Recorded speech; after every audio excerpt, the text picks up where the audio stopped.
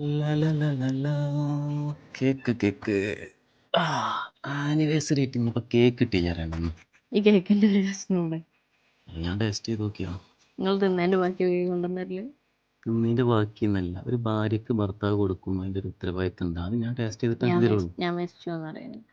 ആയിക്കോട്ടെ. അങ്ങനെ ആനിവേഴ്സറി 8 വർഷം മുന്നേ എനിക്ക് ഓർമ്മ ഉണ്ടല്ലേ? മറക്കാൻ പറ്റുമോ? അല്ല, പെണ്ണാണോ ഇപ്പൊ ഈ മരം വെട്ടാറ് വന്നാണ് മരം നോക്കുക. ഈ മരത്തിന്റെ അടിയിൽ നിന്ന് ഇങ്ങനെ മേപ്പിട്ടു അതേമാതിരി നോക്കി.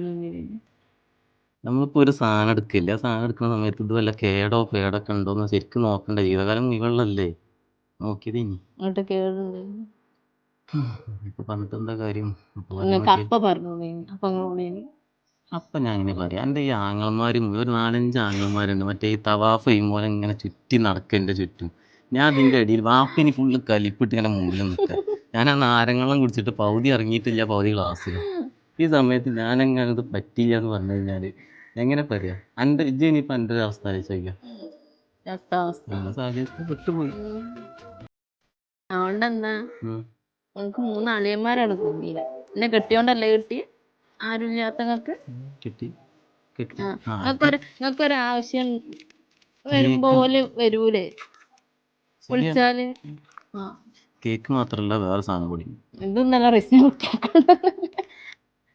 ആര് കൊണ്ടുവന്നാലും മധുരമായ പോരെ? ഞാനല്ല ഇപ്പൊ കൊടുന്നേ അവിടുന്ന്. അവിടുന്ന് കാണാൻ കൊണ്ടുവന്നേ, ഇത് ഞാനല്ല അവിടെ എടുത്തച്ചിനി. കൗടായിപ്പാണ് ജീവിതം എന്ന് പറഞ്ഞതാണ് മമ്മി. ഈ കേക്കിന് എത്ര?